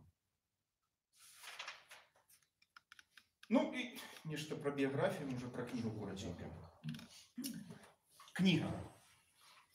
На тваёй аксамітнай паперы я знайшоў адказы нашага сёння і прароцтвы свайго заўтра. Надрукаваў натхненне, увекавечыў настроі, ды напісаў дачку і сына. Твой пераплёт – гісторыя вечнай радзімы, вокладка белае і чорнае моры са шмуц-тытуламі васількова-лавандавых раніцаў. Закладкі ў табе, эпітэты ўспаміны з занатоўкамі пяшчотаў, ілюстрацыі вочы і вусны пэндзля да Вінчы.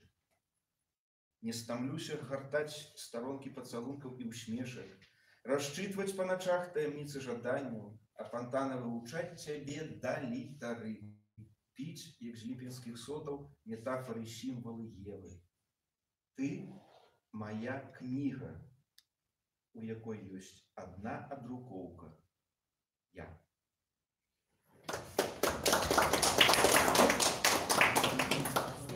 На прыканчэнне біяграфія. Біяграфія. Маленства – час, калі хочацца плакаць, піць, гаварыць, есці і глядзець. Дзяцінства – час, калі хочацца плакаць, піць, гаварыць і есці. Маладосць – час, калі хочацца плакаць, піць і гаварыць. Паўнагоддзе – час, калі хочацца плакаць і піць. Сталасць – час, калі хочацца плакаць. Старасць – час, калі хочацца.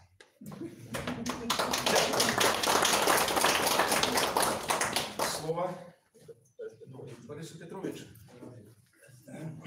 Ну, я не поэт, я прозаик. Я скончыў факультэт журналістыкі, некалі доўгі час працаваў у газетах. Спачатку у Гомельскай правде, потым у Звязде, потым у Ліме. І вось пісаць я таксама пачаў не так з малых гадоў. У Ліме, калі я працаваў, уже выйшла кніга. Гэта быў 93 год. І прыйшлося задумацца, як далей жыць. Мне 33 гады по тым часе было. І ці варта працягваць нешта пісаць, як пісаць, калі ўвесь час займаю працу ў газеце. А в газете працаваў у той же Гомельской правде в сельгасотделе, в Звезде, в отделе советской работы. Это, вы памятаете, может быть, мясцовыя советы розныя. Такая не вельмі цікавая журналістская праца, але абавязковая, так бы мовіць. І гэтая праца займала увесь час, хацелася нешта пісаць. І вось прыйшоў час, калі я падумаў, што варта кожны дзень нешта сядаць, нешта записываць, прынамсі рабіць нешта кшталту дзённіка і пісаць, хай сабе кароткія, але нейкія творы, каб не губляць час дарэмна, потому што жыццё праходзіць. Як я тут пішу, я потым сабраў гэта ўсё ў кнігу, і гэта кніга пачынаецца з таго, што мне 33 гады, але вучэння не створана, вучняў няма. І як жыць далей? Прыйшлося задумацца. В гэты час я працаваў у Ліме. У Ліме я вёў такую колонку «Коладзён». Можа, хто чытаў тыя часы Ліме, памятае, гэтую колонку, она на працягу 10 гадоў рабілася, дзе записываліся самыя важныя, самыя яркія падзеі жыцця краіны. Вось такім чынам атрымалася вось гэтая кніга. Гэта кніга «Один месяц жыцця», 1 месяц 93-го года, з 1 студзеня по 31 студзеня 93-го года. Гэта дзённік мой, это значит асабістае жыццё. Гэта коладзён, гэта жыццё краіны па днях. І гэта мае запісы літаратурныя. Літаратурныя, паколькі мяне цікавіў тады мадэрнізм трошкі, Вони такі трошки вичурні, можна сказати, трошки випендрон, так би сказав. Ну і апроч того, це мрої, я називалися. Це значить, я казав, що я приходив з праці, стомлений, опускав голову на волю і писав те, що хотілося, те, чого не було у тих же газетах, ці увогуле у літературі в нашій на той час. Це мрої, а так само були піліпіки, це один герой Піліп, такі анекдотичні, можна сказати, випадки з тонким гумором, і апофрики. Апофрики – це, може бути, ви ведаєте, є такий російський письменник Хармс, і він, ходять його анекдоти, присвячені різним діячам літератури. Від Пушкіна, Гоголя до Толстого, такі анекдотичні випадки. Не ведаєте, ні? Ведаєте Хармса, так. Так ось гэта таксама такія выпадкі, нібыта, ну, придуманыя, скажем, містычныя выпадкі, але жыцця беларускіх князёў і беларускіх дзеячаў гістарычных, так бы мовіць. Я гэта не друкаваў по той прычыне, што па тым часе гэта магло падацца блюзнерствам і здзекам. Вось яны ляжалі, і зараз я, пераязджаючы на новую кватэру, некалькі гадоў 5 таму, знайшоў гэтыя все запісы, дзённік, лімы гэтыя з колам дзён, і мрої, апофрики і піліпіки забрав разом по днях, і на мені всі були під датами, і от таким чином отримався 1 місяць життя. Життя особисте, життя країни і життя творче, так думаю. Я, може, зачитаю все це. От, скажімо, Коладьон, ті, хто пам'ятає, тоді були такі тижневі, і були там події тижня, отметність тижня, цитата тыдня, скажем, выбирались самые яркие некие з'явы с того тыдня. Вот, скажем, 1 студеня 93 года, отметность тыдня. С 1 студеня мы стали еще больше суверенными. На дорогах краины з'явились автомашины с белорусскими номерами. 4 лічбы, потом погоня, потом 2 літери. А в паспортах тех, кто отъезжая за межу, ставится штамп на белорусской и английской мовах. Громадянин Республики Беларусь. Пашпартов тоді белорусских не було, але в пашпартах ставили штамп, і машини вже з білоруськими номерами з'явились. 1 студія з 3-го року. Далі тут що відбулося у мене в моєму особистому житті в цей день. Ну і зачитаю що-небудь. Скажем, апофрики. Скарина, як сапраўдны беларус, вельмі любіў драники. У Празе, в Королевском саде, добрую граду адвёў ён пад бульбу, якую мало хто яшчэ ведаў тады, а тым болей каштаваў на смак. Але сапраўдным адкрыццём ягоным стало тое, што з бульбы, оказывается, можна яшчэ і добрую самагонку рабіць. Чэшскія паны, аматары піва, убачыўшы садоўніка і выдаўца вясёлым з самага ранку, ужо не здзіўляліся таму, што менавіта ён стаў першым сходнеславянскім друкаром, а толькі пыталіся: а піва з бульбы можна варыць? Няма нічога немагчымага, загадкава адказваў Скарына. Ну, ведаеце, той час яшчэ толькі Колумб Амерыку адкрыў, якая там бульба. Ну і па Скарыну хіба можна так пісаць? Это ж все-таки наш... Те, скажем, под конец дня Вітаў з дзецьмі добраўся нарэшце до свайго замка. Пастукаў у дзверы, варта не адчыніла. Пастукаў яшчэ, цішыня. Быццам і няма за дзвярыма нікога. Налёг на дзверы адчыніліся. Праехаў праз пляц, пуста, ніхто не сустракае. Тэрпеліся ўсе і ляжалі ў поту. Пісалі потым у расійскіх летапісах. Вітаў з дзецьмі, уварвашыся ў свой замак, пазабівашы ўсіх секірамі. Пісалі потым, калі ўжо і аспрэчыць не было каму. Яшчэ надзвычайна восень, штогод дрэвы скідалі сваю лістоту, і трэба было быць дурнем, каб не падмеціць гэта. Кейс тут самасціпласць. Дурнем не быў, і гэту асаблівасць беларускай прыроды не раз скарыстоўваў у бойках з ворагамі. Загоніць іх у лес улетку і трымае в аблогу, пакуль лісця не ападзе. Рэдкі вораг, апынуўшыся ў голым лесе, бачным як на стале, не зразумеўшы хітрасць кейстута, не здаючыся, даседжаў аж да знаёмства з яшчэ адной асаблівасцю ліцвінскай прыроды – снегам. Гэта вот здзек такі асаблівы з нашых князёў, з нашай гісторыі, так бы мовіць. Таму гэта не друкавалася. Все тое з піліпік друкавалася. Ну і мрої таксама все тое друкавалася. Вот прыклад мроі такой. За недалёкай горкай вырас лес дзідаў. Яны вылазілі з зямлі, падаўжаліся, а потым выцягнулі за сабою вояў. І ось уже стоїть на горі кількох сотень князьких дружинників з ділами і луками, скерованными на меня. Я один, я не утекаю. Я спокойно укладываю стушку в пулемет. Подойдите еще ближе, берите меня, я один.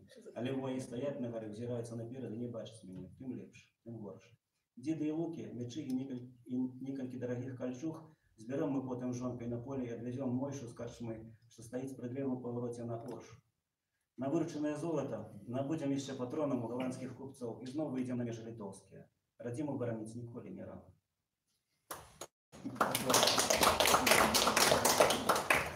По тим часі, конечно, такое друковать нельзя было, можно сказать, але это писалось для себе, без надеи на публикацию. Я не взял інших книг, на жаль, тільки гэтую, тому і зачитую не отсюль. Може хопить. Уже питання є. Питання ліпше. Давайте може на питання. У мене є питання. У мене от є історична книга Олеся Пашкевича, де він пише про Купал. От бачите, вже старость і радость, забывши, як це називається. Ви пишете про Медьовку, про Купал. О, Пляц Волі. І я от читаючи весь час думав запитатися, так що ж таки там ви пишете про те, що це справді фактура є така історична, що Медьовка на Купалу доносила в этой, так сказать, органы. Що ж таки кохання Медьовки Купали? Это что? З одного боку Купала кохала її, Медьовка відказувалась. Як от ви в этом усім пишучи, шукаючи матеріал? Прошу пробачення, я про це не писав. Не, я не был, не ведаю. А уж там же есть правда. Это не кровь. Рядом с Да. Але однозначно, покольки я не ведаю. Вот Медьовка и Купала, все ж таки... Там написано только, что... А вы як кричите? Были в А я не могу сказать, я не был. Не были, а Зайшов от отказу. Зараз вийшли успомінні Медьовки без цензури. Ця книга продається, ще можна почитати. Там якраз записано все це. Не читав, на жаль. Яна виходила, ця книга за совєтським часом ще у 70-ті роки, але вельми скорочена намного, у рази. А ось зараз видадена, і там якраз про Купалу вельми шмат. Яна все ж таки, я вам не читав, на жаль. Ну, признаться, на самом не может. Не может. Есть еще питание. Сейчас мы убачили у Мінську такую кривдную подею, як знос хрестов. И мне вельми поважно узнать, як до этого ставится ваш союз. Что у Куропатах под этими крыжами лежать сябры нашего союза. И як мы можем ставиться до этого? Покольки, ну, не тут рассказывать, вы тоже ще ведаете, як в одну ночь и кольки белорусских литераторов, сябров нашего союза были знищены, забиты. И мусить на сегодня, покуль Менск спит, сябры нашего союза как раз там, ну, не меньшую частку активистов складают, и Северинец, и Дашкевич, и іншие как раз на перших шерах оборонцев. И не только крыжовали и память. Тут можно додать момент один, что осень, есть какая-то расстрельная ночь, так, когда стала дечого белорусской культуры расстрелянной были, мы уже, сколько, 4 года или запар робим такую, як правильно сказать, ну, мемориальную, напевно, вечерину, и параллельно зараз уже, скажем так, з'явилися читання у Куропатах, але да, читання, то есть до этой ночи поэзии непосредственно, яка відбувається там, кольца, уже у Мінську тривало 4 годы такая вечерина, на яку збиралася вельми шмат людей, ми запрошали туди господариню Кляшторную, правда, яна так апошнім часом не доїжджала. Дочка розстріляна. Да, наших, скажем так, істориків, наших літераторів, людей, хто в темі, хто зацікавлений, ну і просто вольних, скажем так, вольних слухачів, і ми лічимо гэтую, скажем так, 80-ку імпрезу одной з програм. В сенсі, що гэта не масовая, гэта не фестиваль, гэта не сустрэча там сотні людей, але гэта такая принциповая наша позиция, и задолго до апошняга витка конфликта, я маю на увазе усе, які разгортваюцца апошні год-полтора,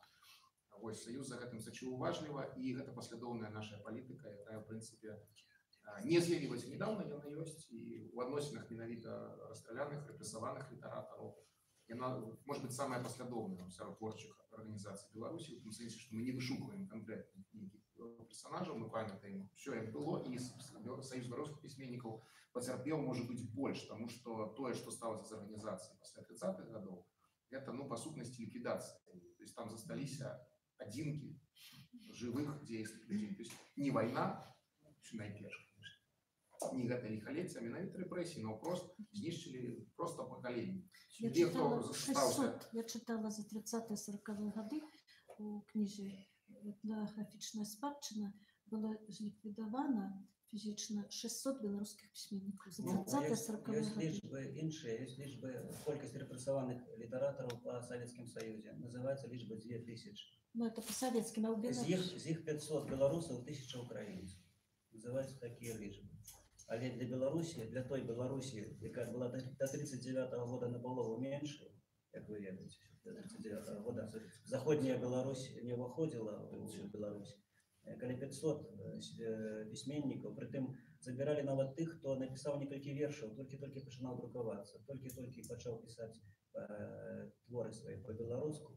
Іх таксама забіралі, і яны знікалі недзе там у Сібіры. Вельмі мала хто выжыў, вельмі мала хто адбыў гэты тэрмін і вярнуўся потым назад. Некалі Ян Кабрыль расказваў, што калі ён уступаў у Саюз пасля вайны, ён быў 44-й сябар. 44-й. Іван Мелеш быў 45-й. То есть это столькі пасля вайны засталося пісьменнікаў. Так, ці ёсць нейкая кніга памяці аб гэтым? Ёсць кніга, якая называецца «Расстраляная літаратура». В этой кнізе творы больш за 70 пісьменнікаў беларускіх. Ну, самых, может быть, вядомых. Эта книга вышла в издательстве «Книгосбор» у серии «Золотой серии». Можно познакомиться с этой книгой. Мы користаемся этой книгой, может быть, тогда, когда рыхтуем наши вечерины. И той, кто выходит и выступая, говорит свое слово про эти подеи, но обов'язково читая верш кого-нибудь из расстрелянных боев. Тихон нагадал цікавую подею, справді тут был такий Валер Мараков, Леонід, пробачте, ну і Валер був, про Леоніда. А ось чоловік, який був сябром Союзу нашого, і який відносно недавно помер від онкології, чоловік, який присвятив своє життя відновленню пам'яті по першій сімейній, що ось почалося, а після пам'яті по першій сімейній, що ось почалося, а після в цілому ось історії репресованих. Мы открыли якраз помнік йому на могилках под Мінськом.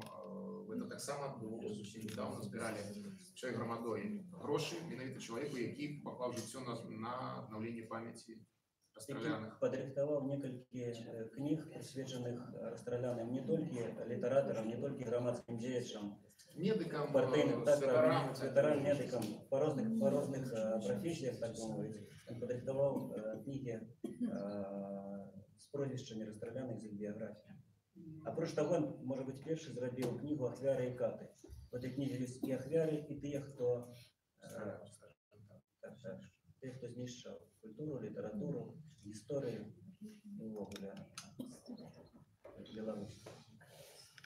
У нас же так само, видите, Кобыляцкая есть, Игорь Станкевич, журналист и наш земляк. Фестивалю, так сказать, занимается пошуками, и мы проводим там так само с нашей сябрами коалиции демократичных сил Варшавщины, там и субботники, и часто бываем, там Игорь Станкевич к нам приезжает, рассказывает, недавно так само было его презентация. Так само есть там у нас проблемы. Влада, на жаль, не хочет, так сказать, ничего ради того, как помник поставили, правда, ли такие. Вот я дальше к тому, что треба было показать Кобыляки наступным разом. Ну і зрозуміло, обов'язково, особливо я хочу увеличивать то, что мы проводим вже наши традиційне шанування наших продків 8 вересня, які отримали перемогу. Ви не були на полі Крапивинці? Да, от треба костюм не глядели картину, панорама. От треба вас обов'язково, от мені Леонід Дайнека обещал приехать на 8 вересня, потому что уже книга есть.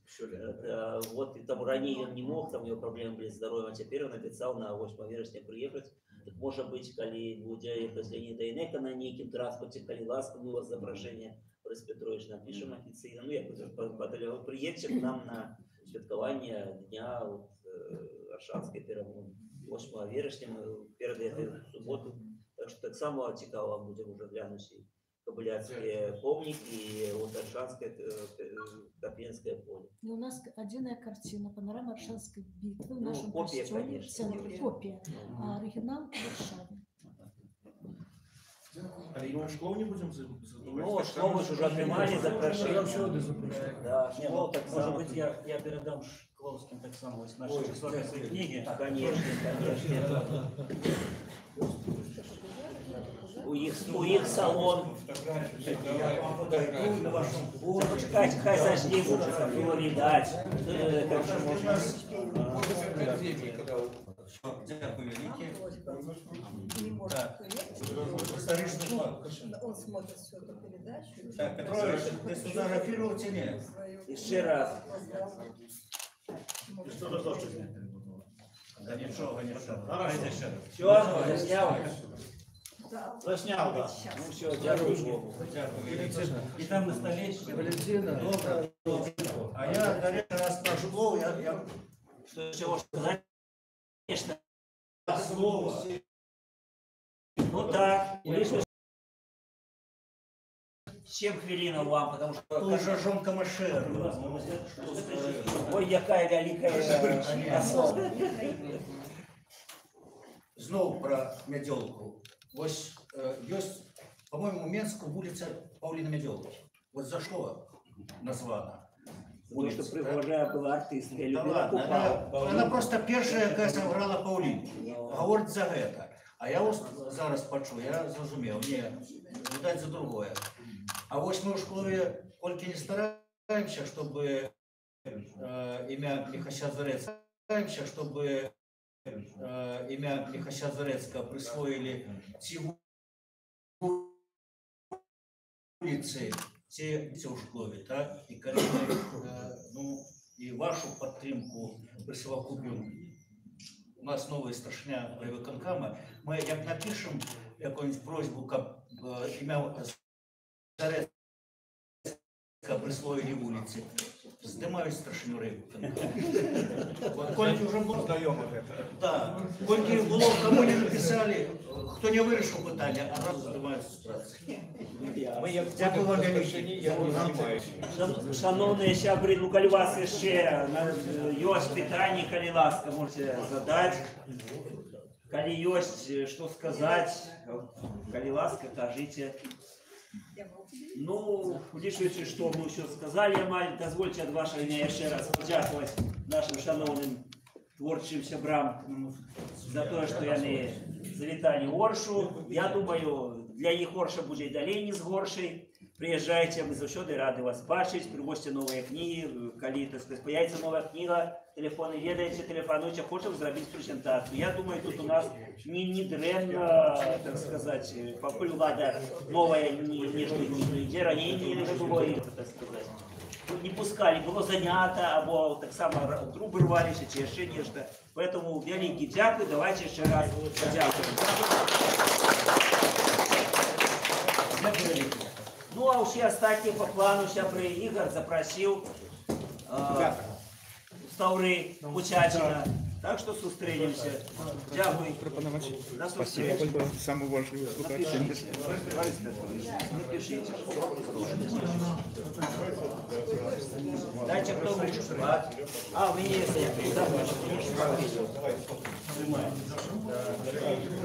Спасибо всем, кто смотрел.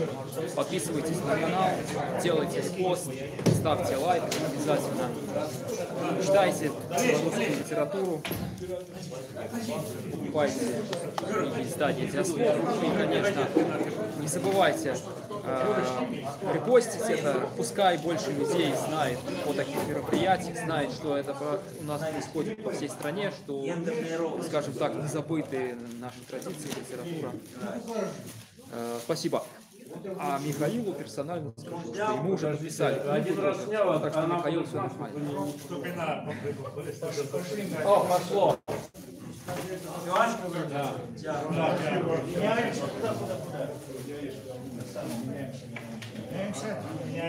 На этом трансляция заканчивается. Всем большое спасибо. Вот это вот добьешься. Кто будет снимать? А вот, Ведь получится. ну, нажимай. Коли долго будешь лучше, конечно, получится. Нажимай. О, ой, что? Нажимай. О. Спасибо. Да. Ну не все. Подпишите. А что-нибудь, что ж просто без автора. Да, надо как-то памятно. А где господа есть? Ну ничего. А нехай вступает суд.